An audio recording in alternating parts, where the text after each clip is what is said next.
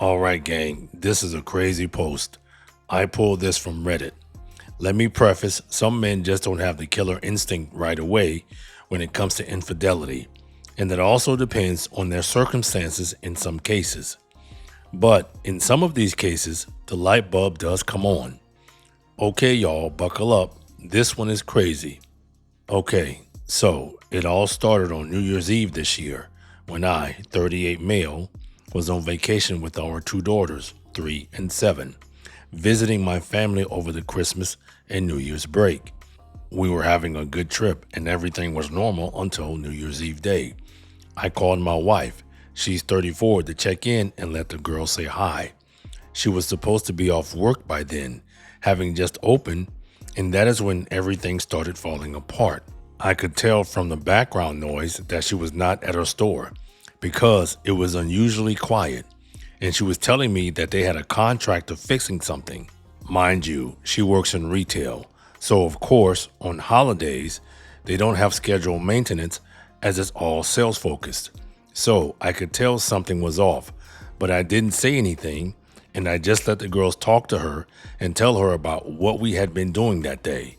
She then told me she was planning on hanging out with some people from work in the parking lot until midnight.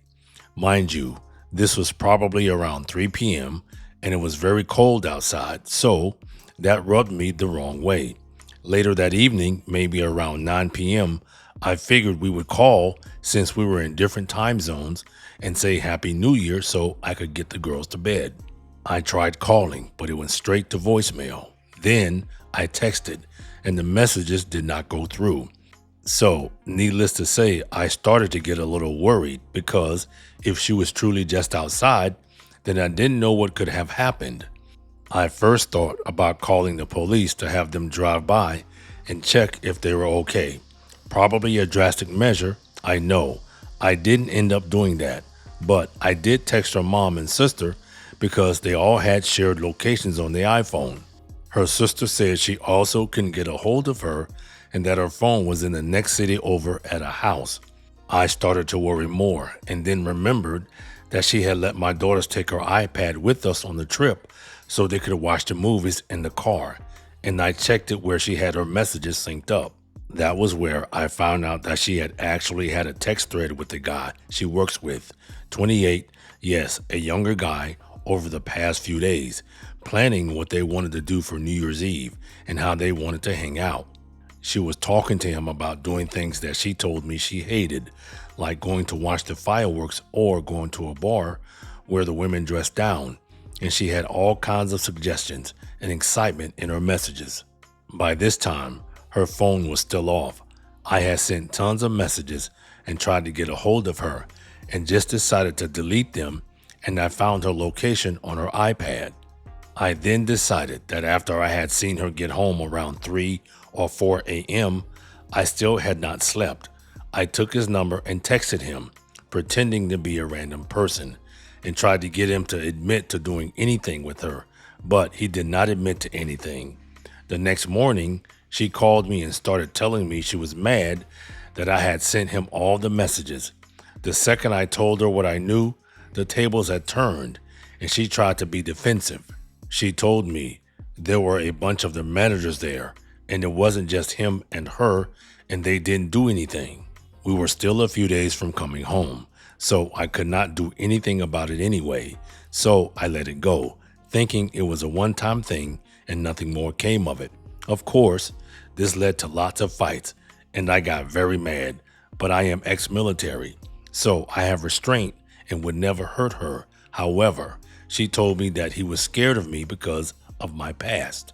When I got home, we had talked a little and tried getting over it, but of course, her story had all kinds of holes in it. On the 6th, I was at work and not able to focus, of course, so I was getting upset. I wanted to prove to her that I knew more than she would be willing to admit, so I went at lunchtime to try to go get the receipts from Chili's because she said she didn't get food there.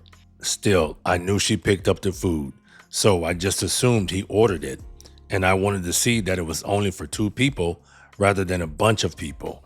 And of course, when I asked for the names of the others at the party, She did not say anything. She said she didn't trust me not to confront them, and that is fair enough, but I still knew she was lying. So on my drive up to Chili's, I changed my mind and decided it would be better just to go and see her at work and ask her to go to lunch with me so we could talk more.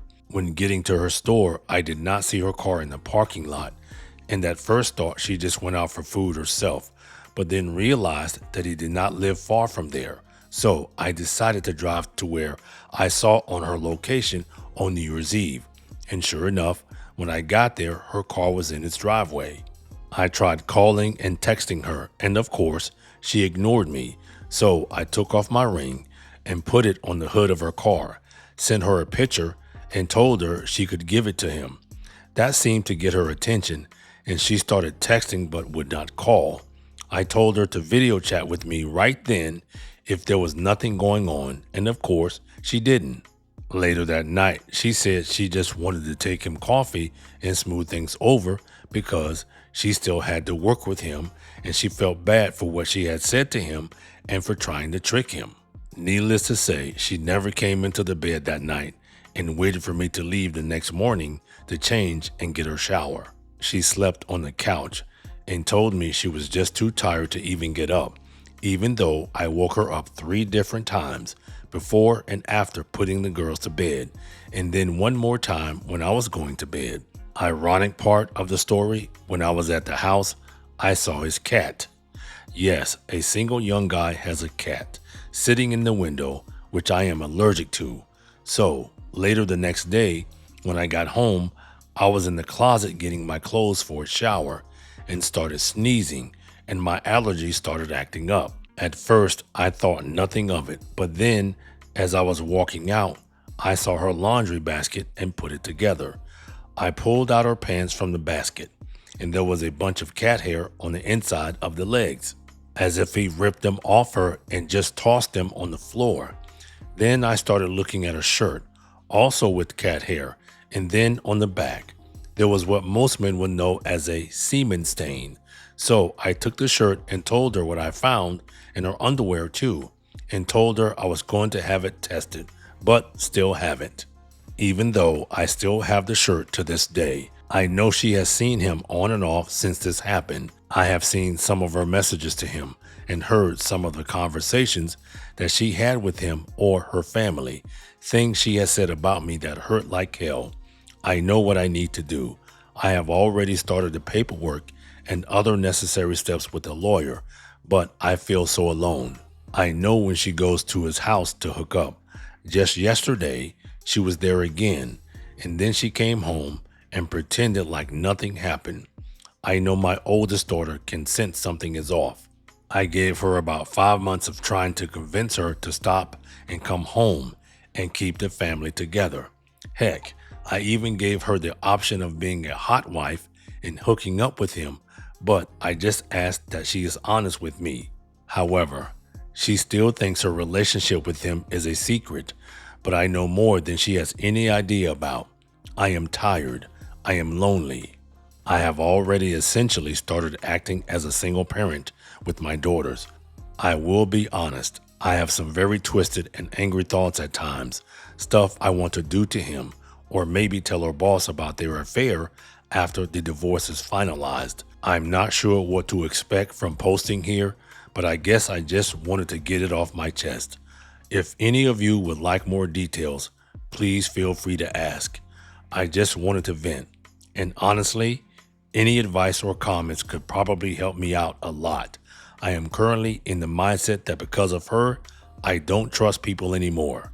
Because of him, I have extreme desires of rage in things I want to do, but of course, I will not act on them as my girls need me, and to be honest, they are the only 2 people in this world that have kept me grounded this long. Thank you for reading this, and I hope you're all having better days, weeks, months, and even this entire year than I am. Thanks again for reading. I don't know what I just read, but Reddit sometimes has some crazy stories. The link is in the description if you want to read some of the comments on the post. If you like this type of content, subscribe for more.